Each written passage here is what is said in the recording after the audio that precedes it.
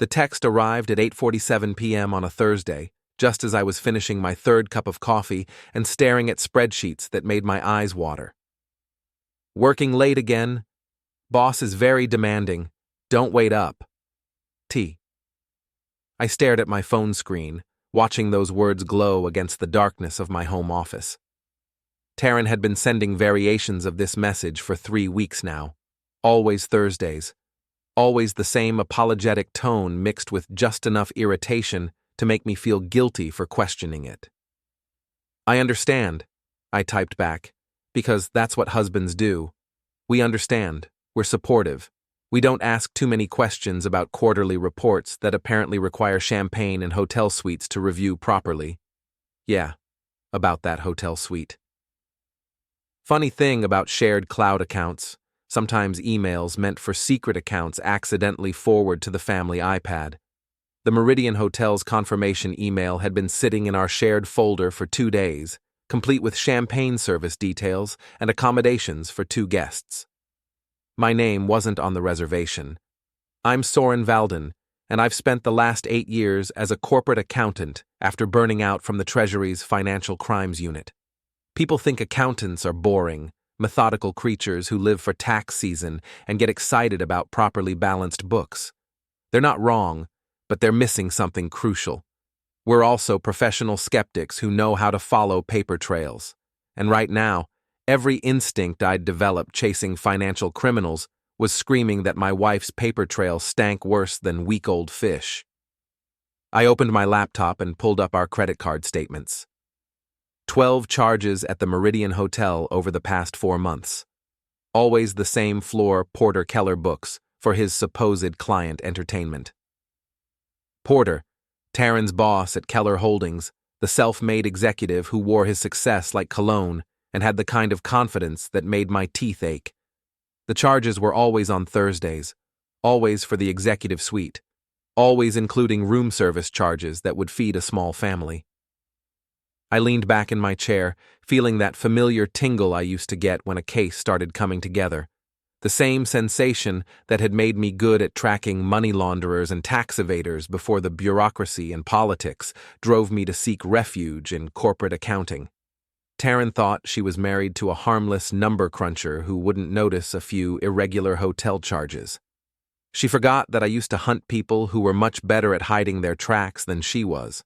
I started building a file, not because I wanted to catch my wife cheating, though that ship had apparently sailed, but because I needed to understand the full scope of what I was dealing with.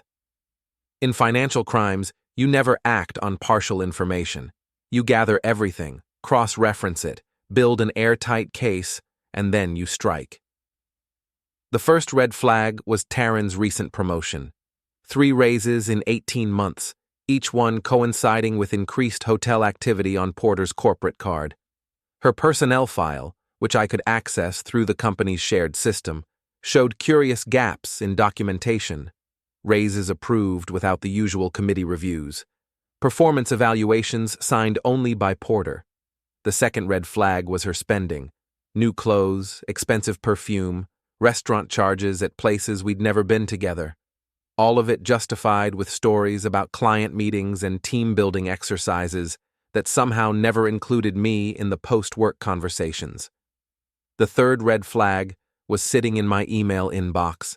Expense reports that Taryn had signed off on for Porter's business development activities.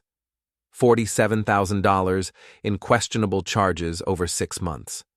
Hotel rooms, restaurant bills, even a weekend retreat at a lake house that Porter claimed was for strategic planning sessions. I cross-referenced the dates with Taryn's calendar. Every single one of Porter's expensive strategic planning sessions coincided with Taryn's mysterious late nights and weekend work emergencies. My phone buzzed. Another text from Taryn. This is taking longer than expected. Probably won't be home until very late. Sorry. I looked at the time. 10:15 p.m. Then I looked at the hotel receipt on my screen. Champagne delivery scheduled for 10:30 p.m. Take your time, I texted back. I'll leave the porch light on. But I wasn't planning to wait up. I was planning to drive to the Meridian Hotel and see exactly what kind of quarterly reports required champagne service and silk sheets. The hotel parking garage was dimly lit, full of shadows and expensive cars that belonged to people who could afford discretion. I found Porter's Tesla in the VIP section, right where a man who thought he was untouchable would park it. I sat in my Honda Civic 3 spaces away, feeling like a discount private investigator in a bad movie. But the Treasury training kicked in. Patience, observation, documentation. I had my phone ready, camera app open, waiting for the evidence that would either confirm my suspicions or make me feel like a paranoid fool. At 11:20 p.m., they emerged from the elevator together. Taryn wore a red dress I'd never seen before, the kind that cost more than my monthly car payment. Porter had his hand on the small of her back, guiding her with the casual possessiveness of a man who thought he owned everything he touched. They were laughing about something. Taryn threw her head back in that way she used to laugh at my jokes before our conversations became limited to schedules and household maintenance. Porter leaned in close, whispering something that made her laugh harder. I took pictures. Lots of pictures.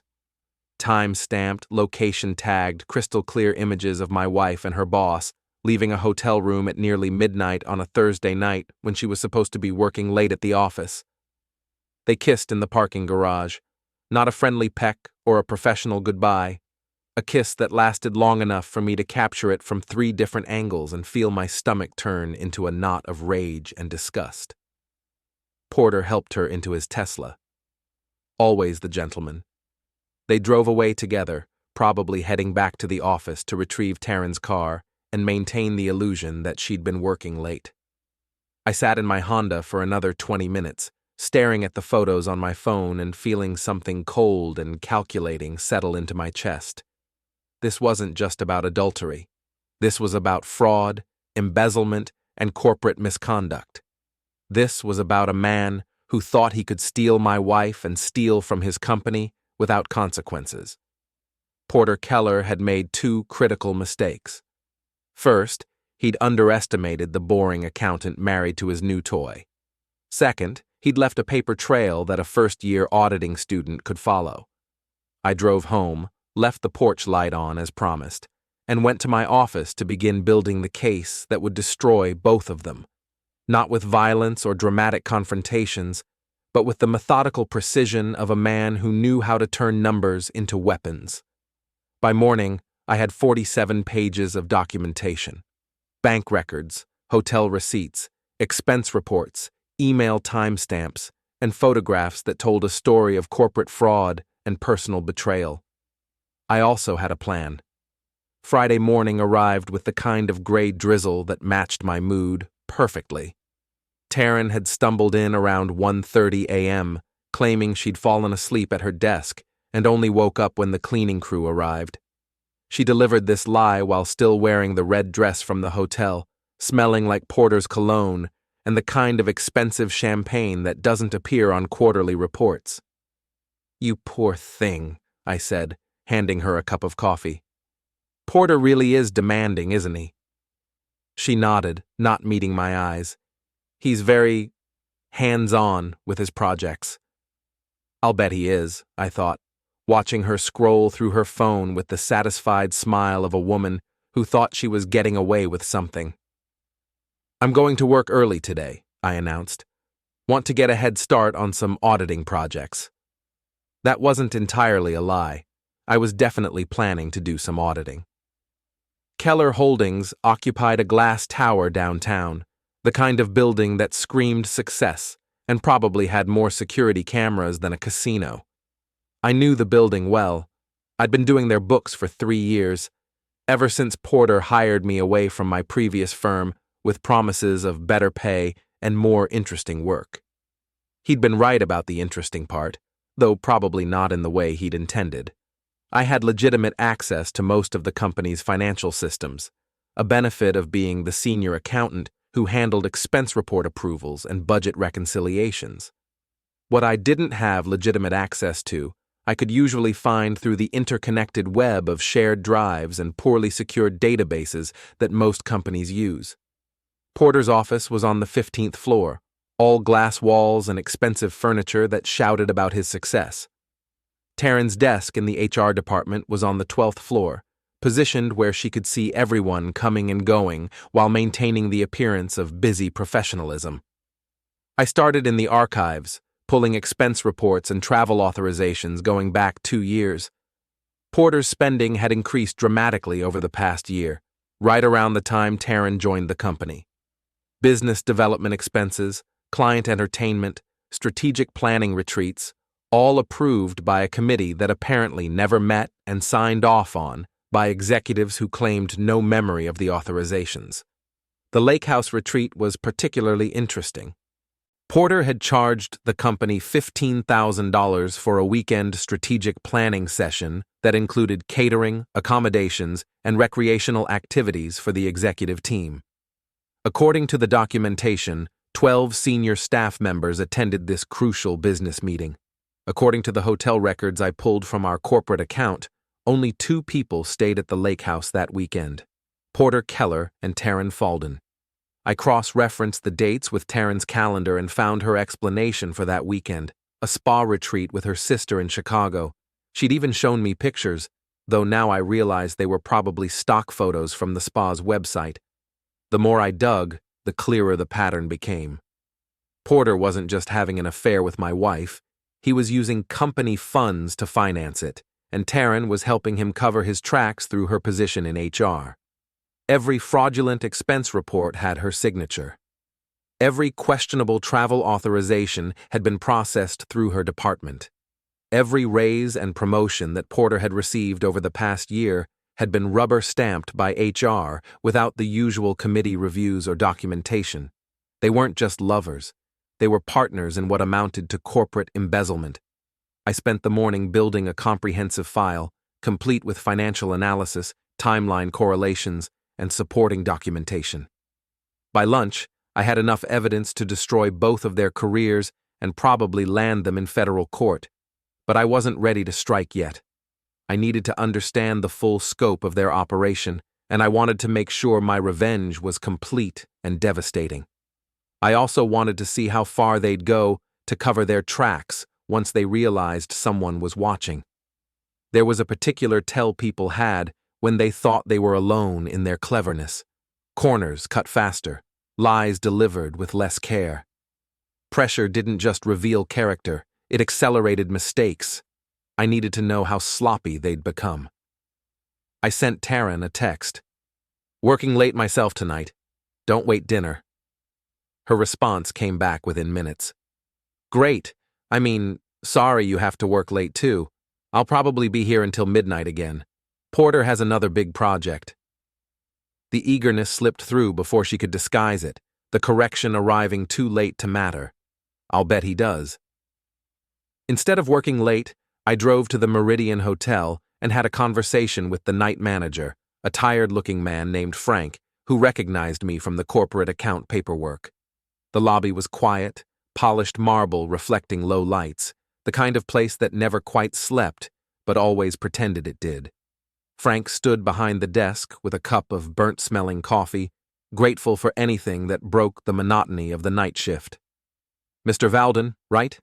You handle the Kellor Holdings account?" "That's right. I'm conducting an internal audit of our entertainment expenses, and I need to verify some charges from your hotel." I kept my tone professional, bored even, the voice of someone doing an unpleasant but necessary task.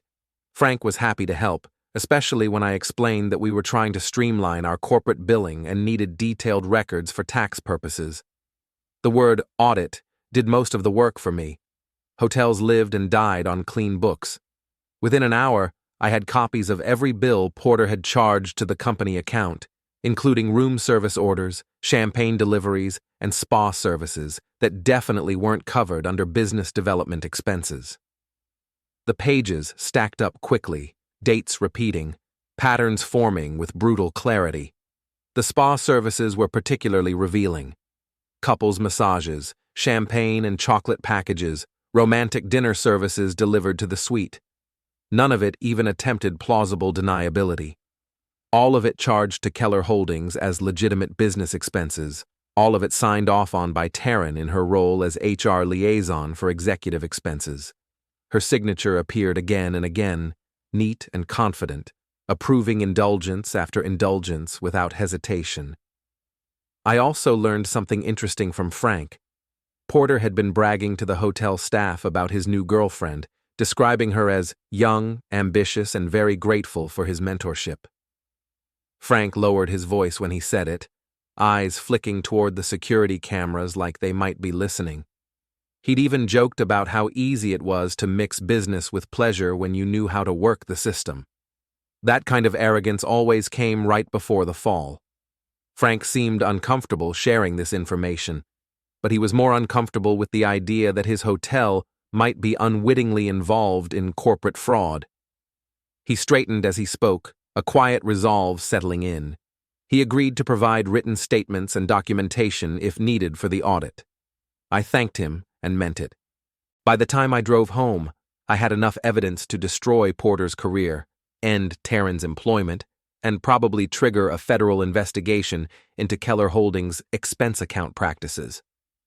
The weight of it sat calmly in my briefcase, no longer hypothetical, no longer abstract. I also had a plan that would make both of them pay for underestimating the boring accountant who'd been keeping their secrets. They'd mistaken silence for ignorance, routine for weakness. Taryn arrived home at 2:15 a.m., once again claiming she'd fallen asleep at her desk. Her footsteps were careful, rehearsed, the sound of someone sneaking into a life she thought she still controlled. This time she'd remembered to change clothes, but she'd forgotten about the hotel soap scent that clung to her hair and the champagne on her breath. It was subtle, but I'd spent years training myself to notice subtleties exactly like that. "You work too hard," I said, helping her out of her coat. "Porter should appreciate how dedicated you are." "He does," she said, smiling in a way that made my skin crawl.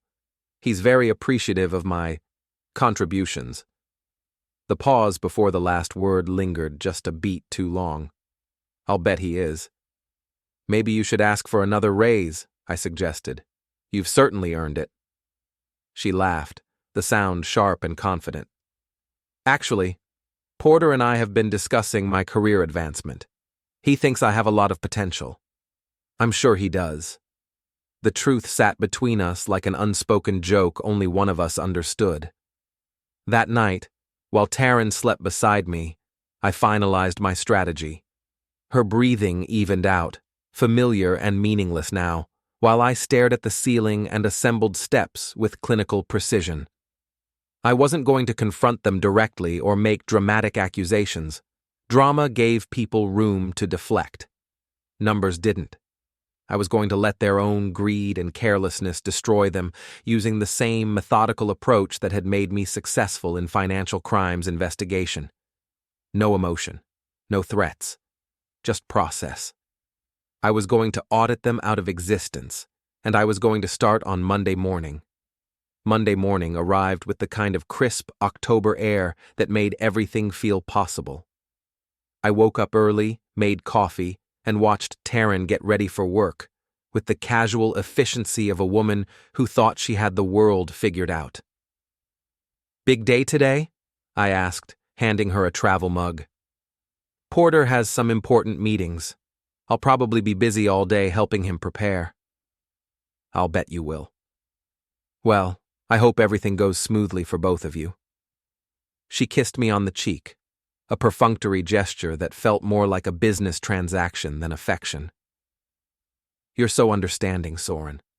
I'm lucky to have such a supportive husband." Lucky. Right. I waited until her car disappeared down the street before opening my laptop and accessing the secure email account I'd set up over the weekend. The message I'd composed was professional, detailed, and completely anonymous. "To the Kellor Holdings Ethics and Compliance Board, I am writing to report serious concerns regarding financial irregularities and potential misconduct involving executive-level employees. The attached documentation details systematic misuse of corporate funds, fraudulent expense reporting, and violations of company policy regarding conflicts of interest.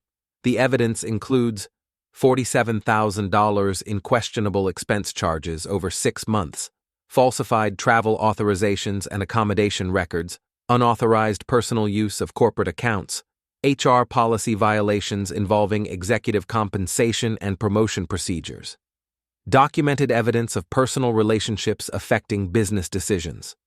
All documentation has been verified through corporate records and third-party sources. I recommend immediate investigation and appropriate disciplinary action. A concerned employee, I attached 43 pages of supporting evidence, expense reports, hotel bills, email timestamps, financial analysis, and photographic documentation. Everything properly organized, cross-referenced, and presented with the kind of methodical precision that would make any compliance officer's pulse quicken. The email went to every member of the Ethics Board, the corporate legal department, and the external auditing firm that handled Kellor Holdings' annual reviews.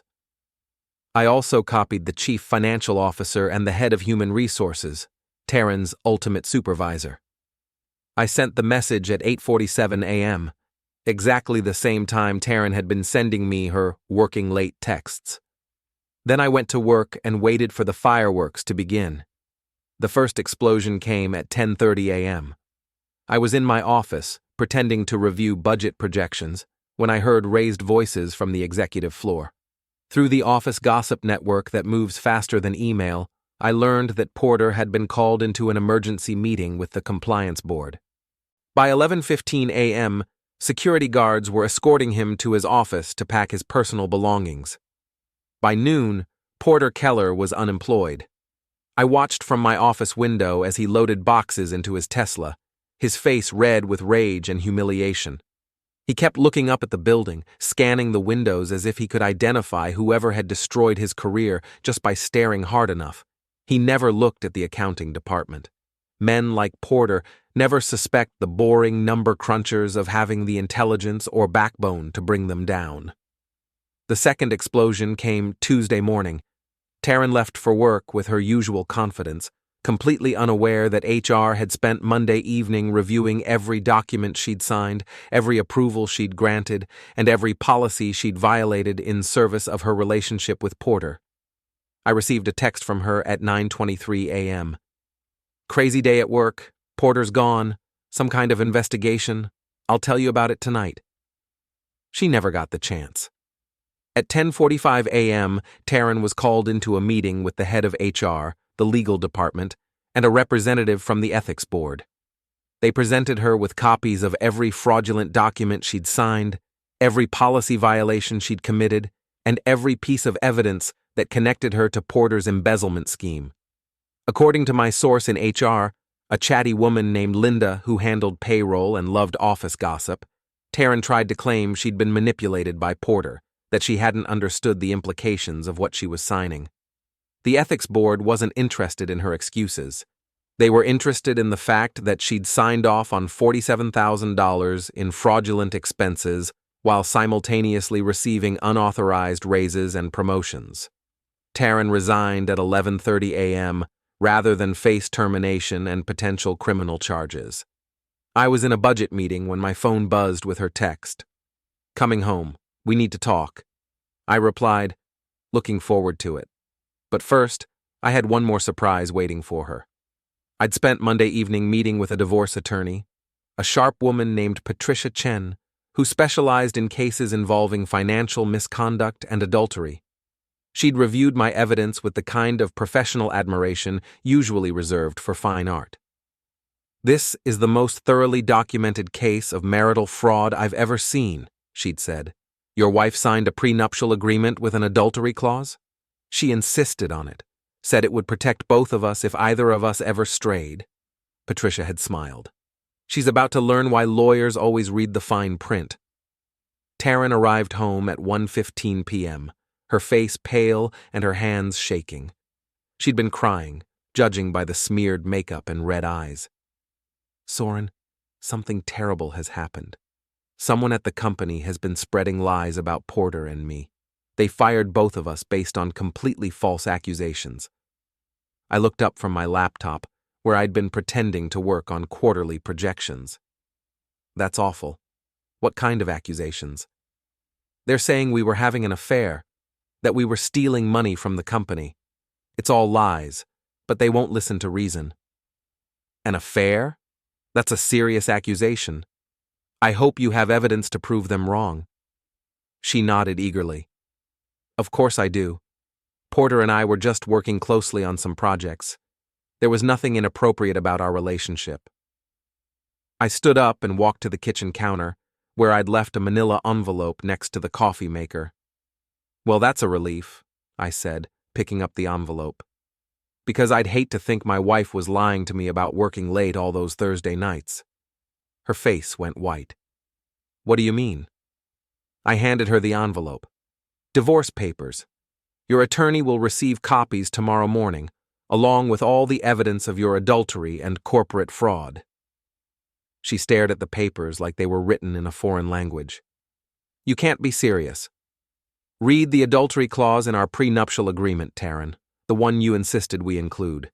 It's very specific about asset forfeiture in cases of proven infidelity. You've been spying on me? I've been auditing you. There's a difference. She sank into a chair, the papers scattered across the kitchen table. Soren, please, we can work this out. It was a mistake. Porter took advantage of me. Porter took advantage of the company's expense account. You took advantage of my trust.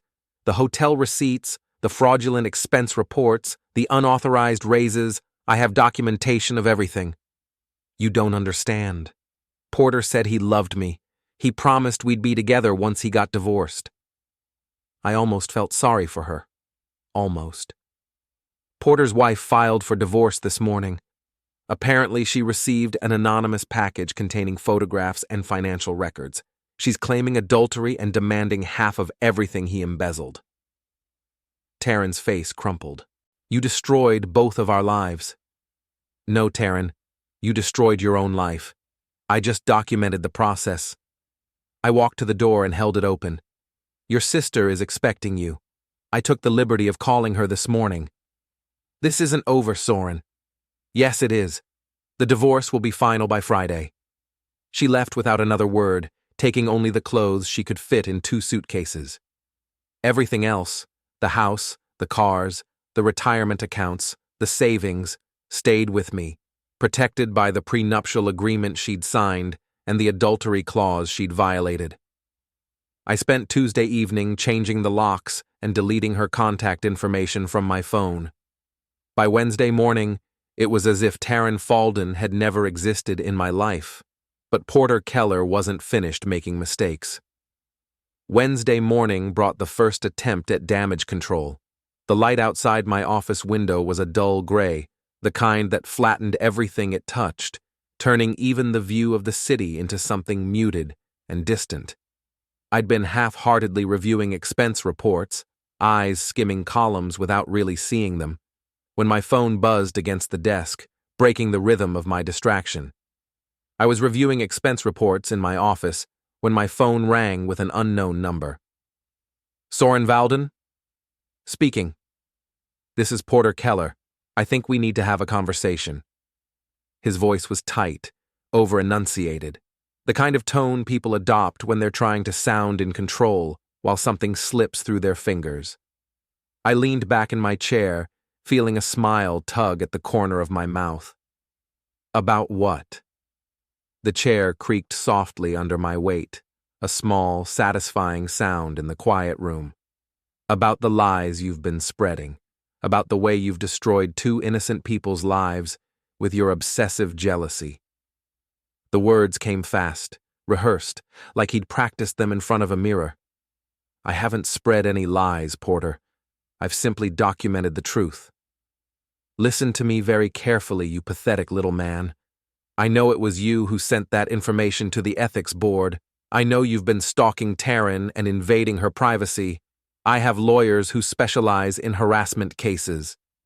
His anger flared hot and bright, barely contained, spilling through the phone in sharp bursts.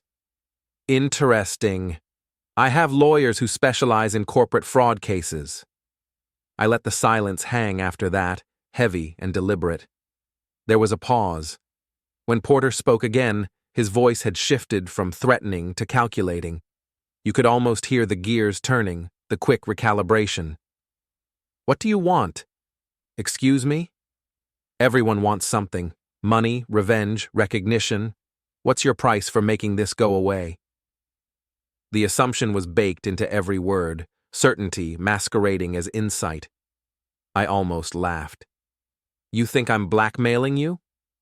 I think you're a bitter husband who got in over his head. I'm prepared to offer you $200,000 to recant your statements and admit you fabricated the evidence. $200,000? I repeated it slowly, as if tasting the number. Cash, untraceable. All you have to do is sign a statement saying you made everything up because you were jealous of Taryn's success. I pretended to consider this. That's a generous offer. I swiveled slightly in my chair, eyes drifting to the framed commendation on my wall, a reminder of how many men like him I'd already dealt with. It is. More generous than you deserve. Where did you want to meet to discuss this? My house. Tonight at 8. Come alone, and don't bring any recording devices. The demand carried the confidence of someone used to issuing instructions, not requests. I'll be there. I hung up and immediately called my attorney. Patricia Chen listened to my account of the conversation with professional interest. She didn't interrupt, just let me lay it all out, her silence on the line calm and assessing. He just offered you a bribe to commit perjury. That's 2 felonies in a single phone call. I know. I recorded the entire conversation. Of course you did. What's your plan? I'm going to meet with him tonight and let him incriminate himself further. Soren, that could be dangerous.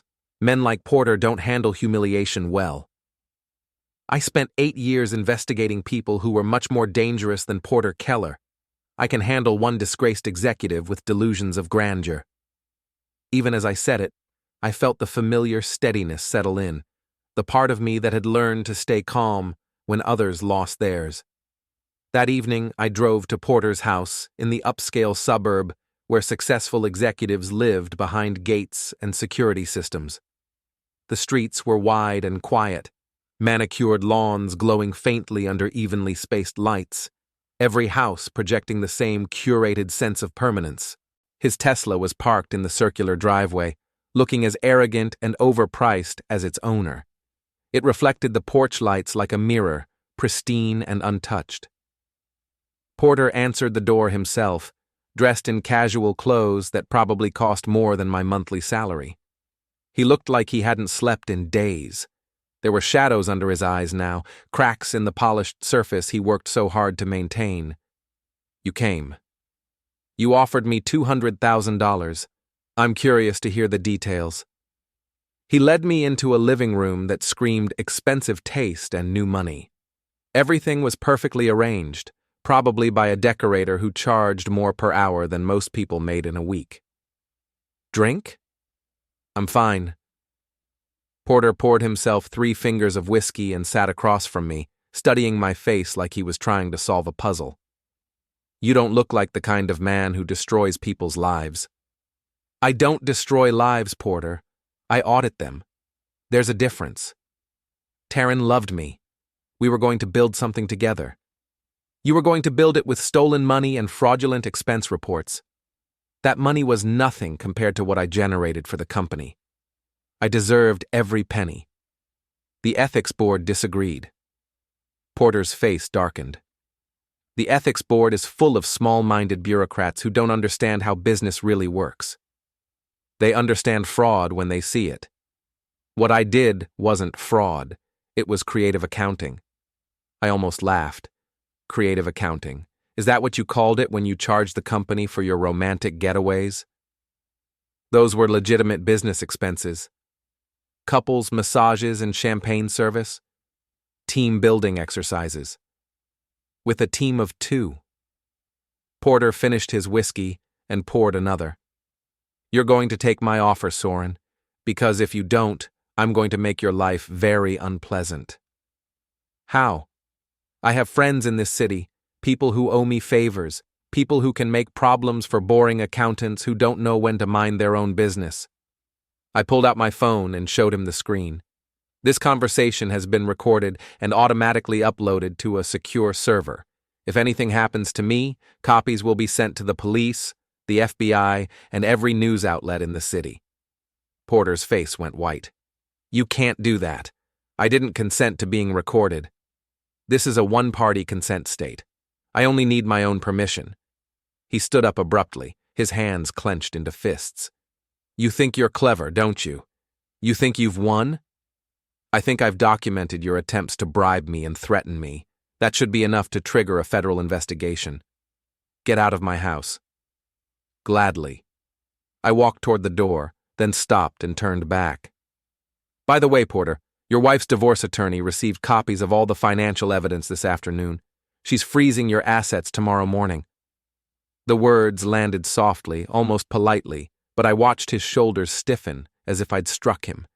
His mouth opened, closed again. Whatever rebuttal he'd been rehearsing evaporated under the weight of what I'd just handed him.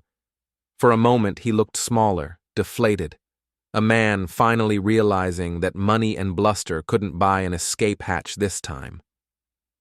I left him standing in his expensive living room, holding an empty whiskey glass and staring at the ruins of his carefully constructed life.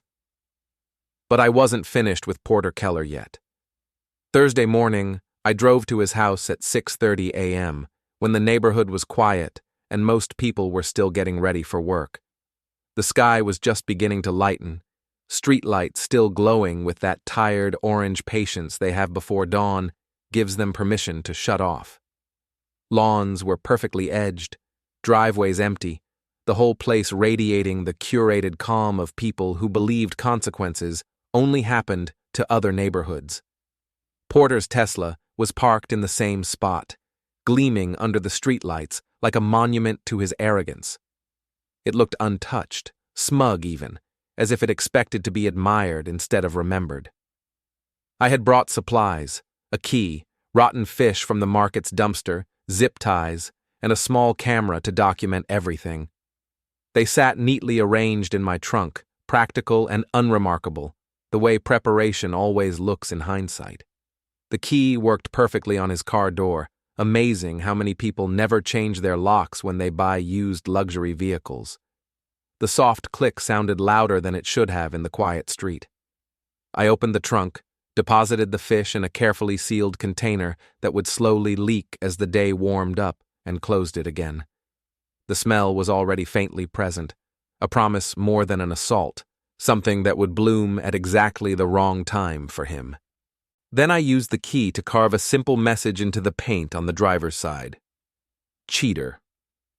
Each letter took effort, metal biting into lacquer, the sound unpleasant but satisfying in its finality. The zip ties went around his gate latch, effectively locking him into his own driveway. Not permanently. He could cut them off easily enough, but it would take time and effort, and it would force him to explain to his neighbors why someone had vandalized his car and trapped him at home. Embarrassment, I'd learned, traveled faster than truth. I uploaded the photos to the neighborhood Facebook group with a simple caption. Saw this on Maple Street this morning. Looks like someone's not popular with their neighbors. I didn't use his name. I didn't have to. By 8 a.m., the post had 37 comments and 62 reactions. By noon, it had been shared 43 times and had attracted the attention of 3 local news outlets. Speculation filled the comments like oxygen, people guessing, judging, connecting dots with the enthusiasm of a shared hobby. Porter called me at 1:15 p.m., screaming obscenities and threats. I let it go to voicemail, then forwarded the recording to my attorney and the police. His voice cracked on my phone speaker, rage collapsing into panic by the end. Thursday evening, Taryn showed up at my door. She looked terrible, pale, thin, with dark circles under her eyes that suggested she hadn't been sleeping well. She was wearing clothes I didn't recognize, probably borrowed from her sister. Gone was the confidence she used to carry like perfume. What stood in front of me now was exhaustion, raw and unfiltered. We need to talk. No, we don't. The divorce papers say everything that needs to be said. Soren, please, 5 minutes. Her voice faltered on my name, like she was trying to remember how it used to sound. Against my better judgment, I let her in. She sat on the couch where she'd watched television for 3 years, looking around the living room like she was visiting a museum. Her eyes lingered on familiar things as if they were already artifacts from a past life. I made a mistake. You made several mistakes. I know you're angry, but what you've done to Porter is cruel. He's lost everything. He stole $47,000 from his company and committed adultery with a married woman. He lost everything because he earned it. He loved me. He used you to steal money and commit fraud. There's a difference. Taryn started crying, the kind of desperate tears that come when someone realizes they've destroyed their life for nothing. Her shoulders shook, hands pressed to her face like she could physically hold herself together. I can't go back to my old job. No one in HR will hire me after this. I don't have any money. I don't have anywhere to live. You should have thought about that before you decided to embezzle corporate funds. I never meant for any of this to happen. You meant for all of it to happen. You just didn't mean to get caught. She wiped her eyes and looked at me with something that might have been hope. We could start over. Forget about Porter. Forget about the divorce. We could work this out. No, Taryn, we couldn't. Why not? I walked to the kitchen and returned with a folder full of photographs, hotel receipts, expense reports, pictures of her and Porter kissing in the parking garage. I set it down between us like a final exhibit. Because I know exactly who you are now, and I know exactly what you're capable of. She stared at the evidence of her betrayal, her face cycling through emotions like a broken slot machine. Anger, shame, desperation, calculation. You've been planning this for weeks. I've been documenting it for weeks. The planning started the moment you sent me that first working late text. You're not the man I married. No, I'm not. The man you married was naive enough to trust you. This man knows better. She stood up, her tears replaced by cold fury. This isn't over, Soren. Yes, it is. The divorce will be final tomorrow. I'll find a way to make you pay for this. You already have. You've shown me exactly what 15 years of marriage was worth to you. She left without another word, slamming the door hard enough to rattle the windows. I changed the locks again that night, just to be safe. Friday morning, I received a call from my attorney. The divorce was final. Taryn had signed the papers without contest, probably because she knew fighting would only expose her to criminal charges. I also received a call from the FBI. They were opening an investigation into corporate fraud at Kellor Holdings, and they wanted to interview me about the evidence I'd provided to the Ethics Board. I told them I'd be happy to cooperate. By Friday afternoon, I was officially single, officially vindicated, and officially free of the 2 people who'd thought they could steal from me without consequences. But Porter Kellor still hadn't learned his lesson. Saturday morning brought an unexpected visitor. I was drinking coffee and reading the newspaper when the doorbell rang at 7:30 a.m. Through the peephole, I saw a man in an expensive suit holding an official-looking envelope. Soren Valden? Yes. You're being served with a restraining order and a lawsuit for harassment, stalking, and intentional infliction of emotional distress. I took the papers and closed the door, feeling that familiar tingle of anticipation. Porter was making another mistake, and this one was going to be spectacular. The lawsuit was 15 pages of legal nonsense, claiming I had conducted a campaign of harassment against Porter and Taryn, invaded their privacy, and caused them emotional and financial harm through my obsessive and vindictive behavior. Porter was asking for $2 million in damages and a permanent restraining order that would prevent me from contacting him or coming within 500 feet of his home. I called Patricia Chen. "This is interesting," she said after reviewing the documents. He's essentially admitting to the affair and the financial misconduct while claiming you had no right to expose it. Can he win? Not a chance. Everything you did was legal. You had legitimate access to the corporate financial records through your job. You had written consent to monitor the shared accounts. The hotel receipts and expense reports are public corporate documents, and the photographs were taken in a public parking garage. So, what's his strategy? Desperation.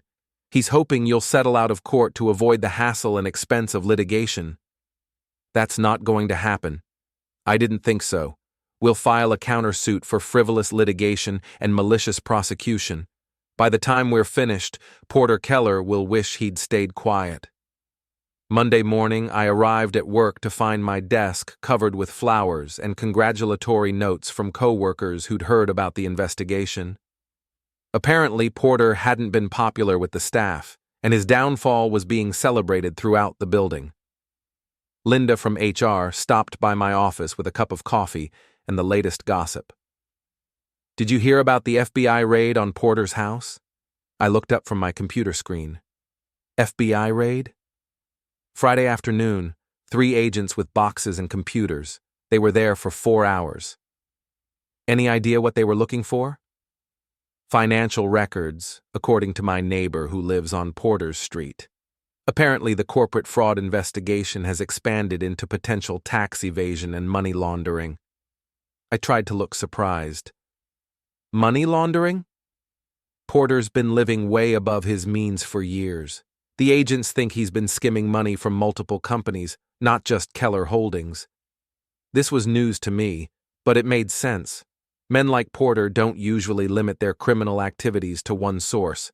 If he was willing to steal $47,000 from his own company, he was probably stealing from other sources as well. Tuesday brought another surprise. I was eating lunch at my desk when my phone rang with a number I didn't recognize. Soren Valden? Speaking. This is Detective Martinez with the Financial Crimes Unit. We'd like to schedule an interview regarding your complaint against Porter Kellor and Taryn Valden. I'd be happy to help. How about Thursday morning at 10? Perfect.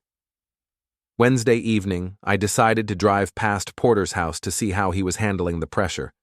What I found was better than I'd hoped.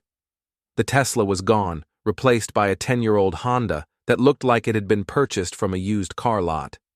The for sale sign in the front yard suggested that Porter was liquidating assets to pay for legal defense. Even better, there were 2 news vans parked across the street. I parked a block away and walked back, curious to see what had attracted media attention. A reporter was interviewing neighbors about Porter's arrest. Apparently, the FBI had found evidence of tax evasion and wire fraud during their search. Porter Kellor was facing federal charges. Thursday morning's interview with Detective Martinez was productive and satisfying. She was a sharp woman in her 40s who specialized in white-collar crime and had obviously done her homework. Your documentation is exceptional, Mr. Valden. Most fraud cases take months to build this kind of evidence file. I had good training in financial investigation. Treasury Department, right? Financial Crimes Unit? 8 years. It shows. Porter Kellor's attorney is claiming you fabricated evidence out of jealousy. Porter Kellor's attorney is going to have a difficult time explaining the hotel records, bank statements, and corporate expense reports. Not to mention the bribery attempt and the threats. You heard about that? Detective Martinez smiled. We heard the recordings. Porter Kellor isn't very smart, is he? Smart enough to steal money for 2 years without getting caught.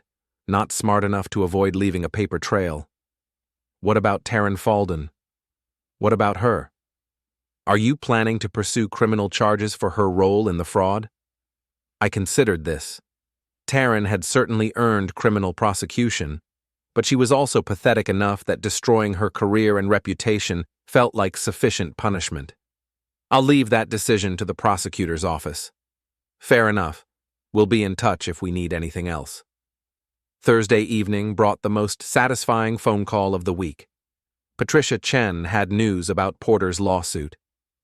His attorney withdrew the case this afternoon. Why?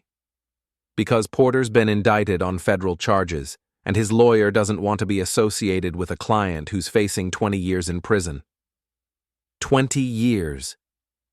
Wire fraud, tax evasion, money laundering, and conspiracy.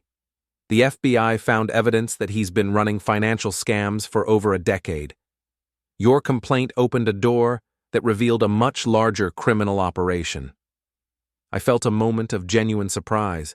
I'd wanted to destroy Porter's career and reputation, but I hadn't expected to uncover a major federal crime spree. What happens now? Porter's assets are frozen. His house is being seized. His wife's divorce attorney is having a field day with the criminal charges, and you're completely in the clear. What about the restraining order? Void. You can't get a restraining order against someone when you're the one who committed crimes against them. Friday afternoon, I received a call from an unknown number. Against my better judgment, I answered. Soren? It was Taryn, and she sounded desperate. What do you want? I need help. The FBI wants to interview me about Porter's financial activities. They think I was involved in more than just the expense report fraud. Were you? I don't know. Porter had me sign a lot of documents. I didn't always understand what they were for. You should get a lawyer. I can't afford a lawyer, I don't have any money. That's not my problem anymore. Please, Soren. I know I hurt you, but I'm scared. I don't want to go to prison. I almost felt sorry for her. Almost. You should have thought about that before you decided to commit fraud. I never meant for any of this to happen. Goodbye, Taryn. I hung up and blocked her number.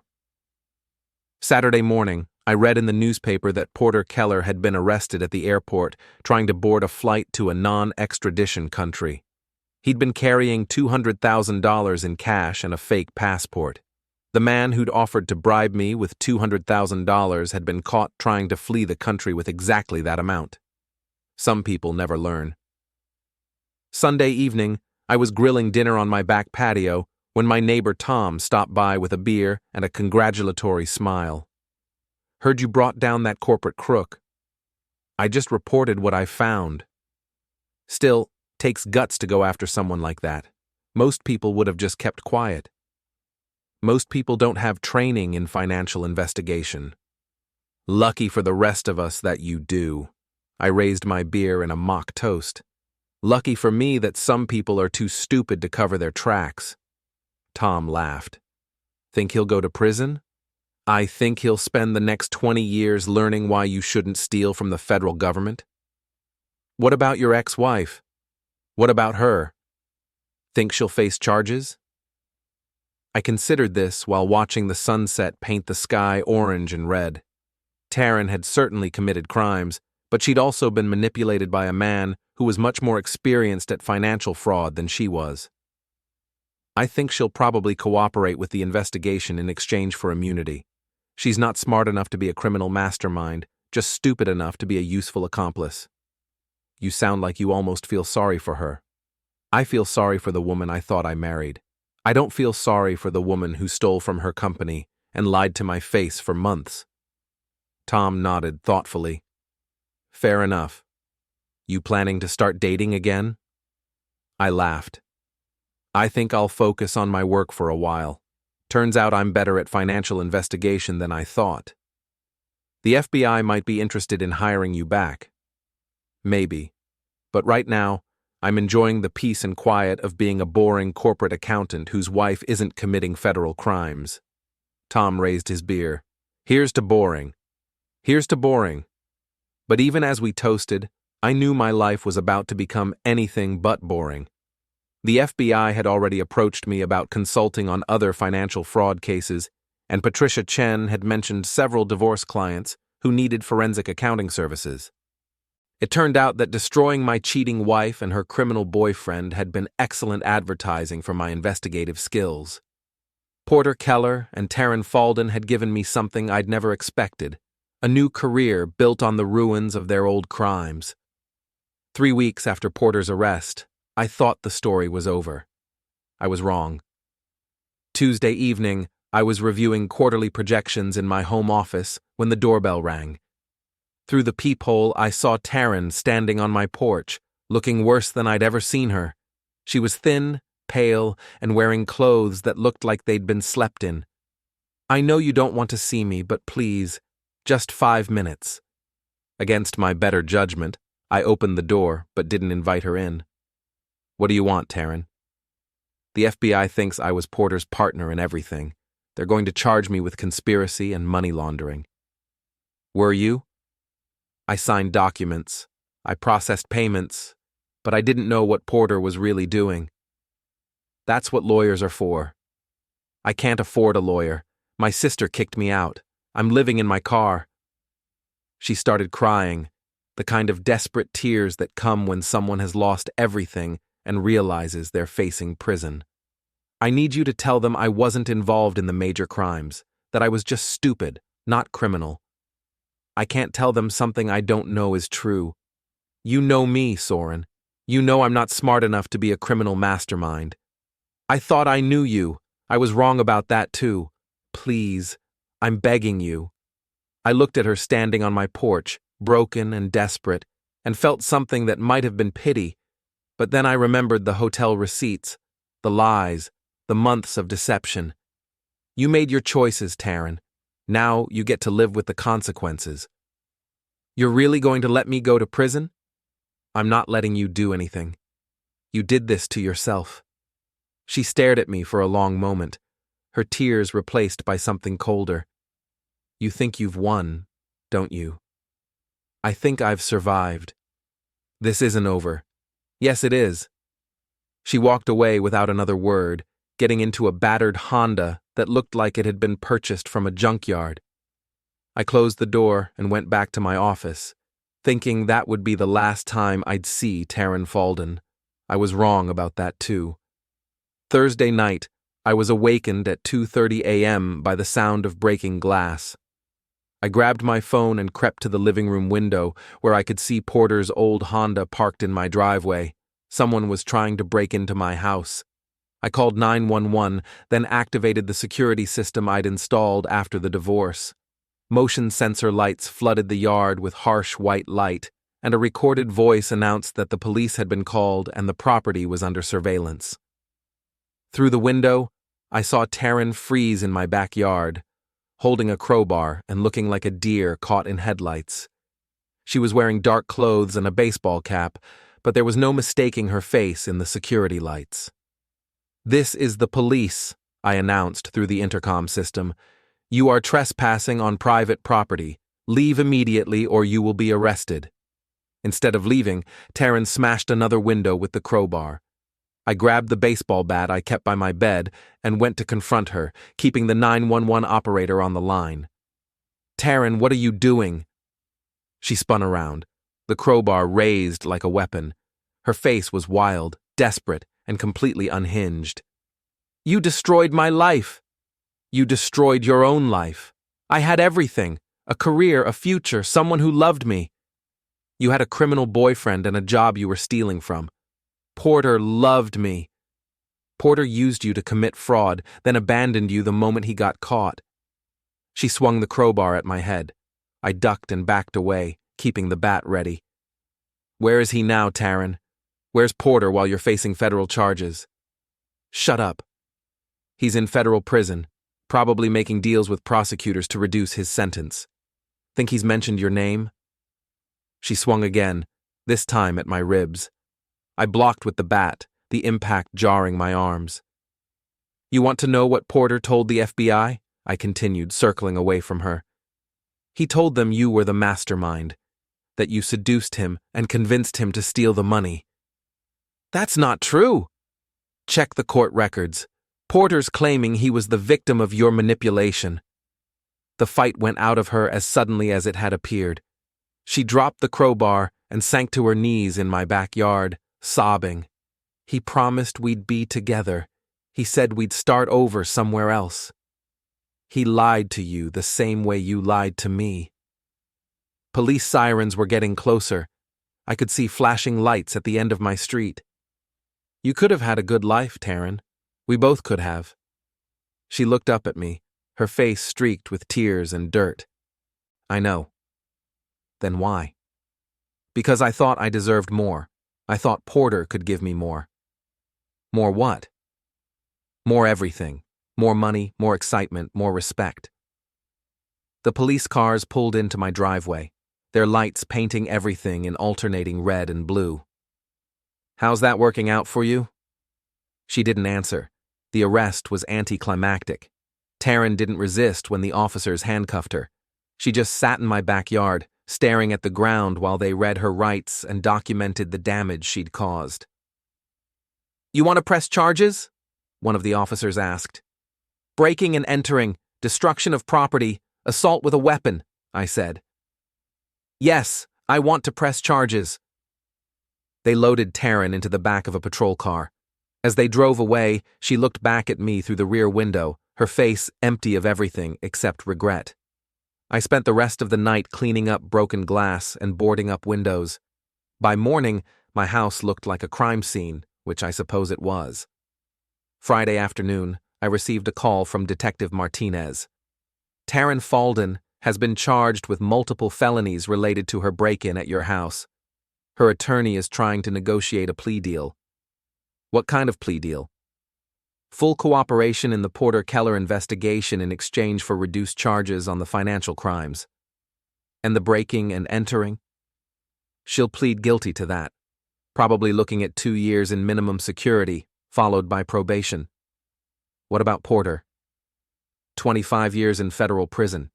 He tried to claim Taryn was the mastermind, but the evidence didn't support that theory. "So it's over?" "It's over." That evening, I sat on my back patio with a beer and the newspaper, reading about Porter's sentencing and Taryn's plea agreement. The story had made the front page of the business section, complete with photos of both of them being led away in handcuffs. The headline read, "Corporate Fraud Scheme Nets 25-Year Prison Sentence." My name was mentioned as the whistleblower who had uncovered the fraud, but the article focused on the crimes rather than the investigation. I preferred it that way. My phone rang. It was Patricia Chen. "Congratulations, you're officially free of both of them." "How do you figure?" "Porter's in federal prison until he's 74 years old. Taryn's going to state prison for 2 years, followed by 5 years of probation that prohibits her from contacting you." "And the civil lawsuit?" "Dismissed with prejudice. Porter's attorney withdrew it after his client was convicted of federal crimes." "What about damages for the break-in?" "Taryn's attorney has agreed to pay restitution for the property damage. It's not much, but it's something." I looked around my backyard, where new windows had been installed and the security lights cast everything in harsh white light. "I think I'm done with revenge." "Really? The FBI has been asking about hiring you as a consultant. Apparently your investigative work on this case was impressive." "Maybe. Right now, I just want to enjoy the quiet." "Fair enough. Call me if you change your mind." After she hung up, I sat in the growing darkness, listening to the suburban sounds of lawnmowers and children playing. Normal sounds from a normal neighborhood where normal people lived normal lives. For the first time in months, I felt like I might be one of those normal people again. My phone buzzed with a text from an unknown number. For a moment, I worried it might be Taryn, somehow contacting me from jail. Instead, it was from Linda in HR. "Saw the news about Porter's sentencing. Drinks tonight to celebrate. The whole accounting department is going." I looked at the message, then at my empty house, then at the newspaper article about my cheating ex-wife and her criminal boyfriend. "On my way," I texted back. I grabbed my keys and headed for the door, leaving behind the security lights and the boarded windows and the memories of a marriage that had ended with federal indictments and prison sentences. Outside, the neighborhood was quiet and peaceful, full of people who paid their taxes and stayed faithful to their spouses and didn't embezzle money from their employers. It was exactly the kind of boring, predictable life I'd always wanted. And for the first time in months, it was exactly the kind of life I had.